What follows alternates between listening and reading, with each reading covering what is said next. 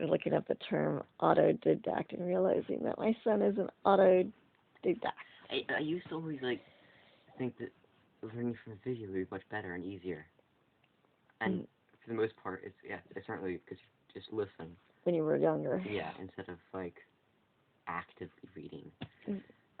You grew up in a world but this is very timely because back in my time that would have not been true. Yeah, that's true. This is timely because of the internet. You can find videos that are full of just a buttload of information. But like in the specific things I'm researching right now, the videos on that, I feel like they're made for 4-year-olds. It's like, give me the actual information. Well, in fact, they're not made for 4-year-olds. They're made for adults. Well, but they're my still understanding of it. Right. From a quick Google search, I can get all the information that the first 100 videos have in them. Right. I haven't watched the first 100 videos, but I'm pretty certain they probably have that information. And not the information I'm actually looking for. And so the information I'm actually looking for... The nitpicky details. Yeah, the nitpicky details. It's easier to actually just, like, read. And even if you put a video on 2 times speed, you're never going to... Like, you're going to be able to read or skim faster than they're going to be able to talk. Possibly. If you're skimming, yes. Yeah, if I'm skimming. And since I'm looking for specific pieces of information, not, like, information that literally every single article is just copying from the previous one. And that is the thing about reading, is that you can sift through until you get to the information you're actually looking for. I wish I had this, like I had a program where I could direct it to a bunch of URLs and then say, find me the differences between these articles, like the actual differences. Like, read what they say, and find me the actual differences. And I imagine that, with neural network technology, you could probably make one of those nowadays. Maybe. So that you could get the little, so instead of reading the same article 5 billion times, I could read, what's actually different between the articles. Right. Instead of just the nuancical or, like, we're going to say it this way this time versions. Although, hearing things in a different nuance and to some extent, does give you a different insight and understanding that you wouldn't have had before. That is true. What irritates me, especially in the plant world, it is literally, 1,000 articles saying the exact. Not even like a variation. Rephrasing it. It's basically just like literally quoting exactly. Yeah. Because they all quote one scientific article that's lost in the NIH folder somewhere 5 years ago. Yeah, and it's like, well, if you're all quoting the exact same article and it's all the exact same thought, because then they take ads instead of that's why they do it, because then they get the ads. Right. That's why news articles it's multiple news anchors, because everyone wants their own take, and everyone wants to have the ads be on their site instead of That's the biggest site. reason for not listening to the news. Yeah. Go to the primary sources. Yeah. Like, the news is great to let you know that the primary sources exist. Yes. But, honestly, I think you can subscribe to the primary sources, too. Yeah. Like the scientific article journals. Yeah. Although I do like forums because I do encounter information because you actually have multiple people who are saying theoretically different things because they're reading the comments on top posts, and they're arguing with each other. They either arguing with each other because they have different ideas, or they're not saying something because someone else higher up said it already. Right. So, theoretically. Good. I love you. Funky hairdo. Your hair has one side that's longer than the other. I don't know. Alright, so random bits for knowing about yourself 30 years from now. This is what you were like. And we'll see in 30 years if you still like reading or if there's going to be some new form of communication. Now you just plug in. I look forward to that day. I love The Matrix. Oh, you haven't seen The Matrix? There's a scene in it where she literally plugs in and downloads how to fly a helicopter in 2 minutes. Well, I mean, there's a difference between, like, knowledge and skill. So. Yeah. The two things they're different. In that skill, you act, so it requires the motor nerves, the motor reflexes. Whereas knowledge is just like the difference between knowing how to fly a helicopter and actually doing it. Yes. But you have to have the knowledge first before you do it. Are you sure about that? Or like, Things, what's that show we watch where they download the information into their brain? Intersection? Yeah.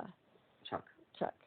Where the concept of where it's downloaded into the motor neurons, so the motor neurons know how to do the fighting, knows the skill. Yeah. I think that was the same concept in Matrix too, where you. It's not just not just the knowledge neurons. It's also the motor neurons. Yeah. Yeah. Okay. Sure. Somehow. Although if you could do that, then you could basically be God, except without superpowers. But pretty close, because now you know everything. Or anything you can download. Right. So. You do wonder about the future technology AIs that have all that information. That's going to be really interesting to find out. Just because it really isn't about, like even the future students, it's not about having the knowledge. It's about how to utilize the knowledge and being able to access the knowledge when you want, because there's such an overload of knowledge. And I think that's, I think that schools are outdated now. Just gotta forget a few years of your life so you can download more information. Huh? Just gotta forget a few years of your life so you can download more information. Oh, I was thinking, there was some, I don't think I saw the movie, I think maybe I just saw the trailer for it, but there was the robot where, no, I guess I saw part of the movie, where there was some robot who had a certain amount of data space, and was befriended some little kid, and he was... Next Gen. Yeah, and he didn't want to lose the information. First ever Blender movie to make it on Netflix.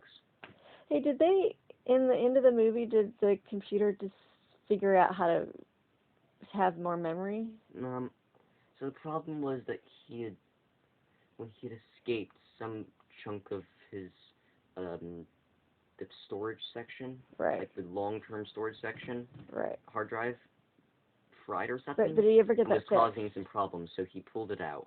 But yeah, eventually they put a new one in. But the problem is it wiped his cache, which means that his entire memories, the rest of his memories are gone. It rebooted the system. So essentially like plugging in like a flash drive. So he had forgotten the kid then? Yeah. So how did he remember the kid, and how did they become friends again afterwards? Because there's literally no reason for them not to. Right. The memory's gone, that's all. That's sad. Yeah. That's and Wally, they hijacked that by, but that's not realistic. Well, but anyways, you think of Aita and the memory loss and just some of the experiences of you hold on to just so much. There's just so much data, and you only hold on. And what pieces do you actually want to hold on to? Ideally, the pieces that aren't written down somewhere, right? Because...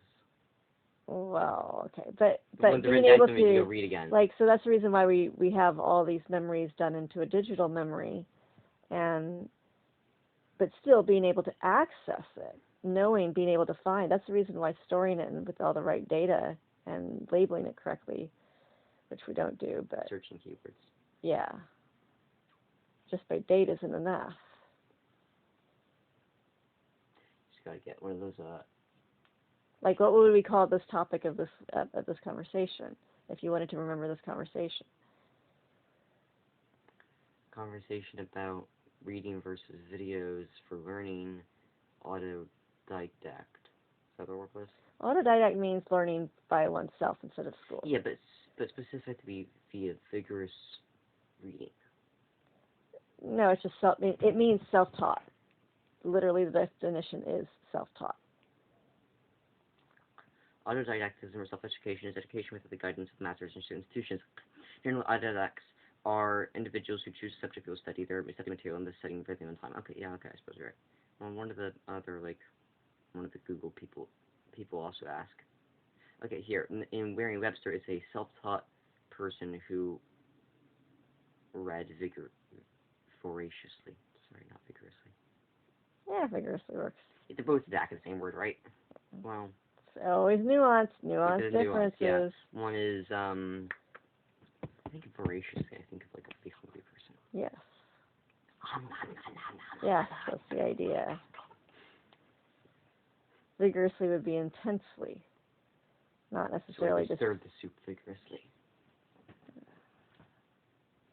So if you're applying that to reading, voraciously would just receiving as much input as possible, whereas vigorously would be super intensely. Yeah, that's actually a good point. Yeah, okay. Right. It's nuanced differences make a difference.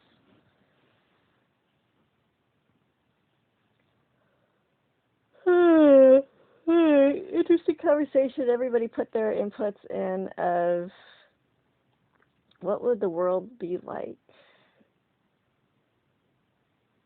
It'd probably be exactly like it is now, where the rich get richer and the poor get poorer because capitalism.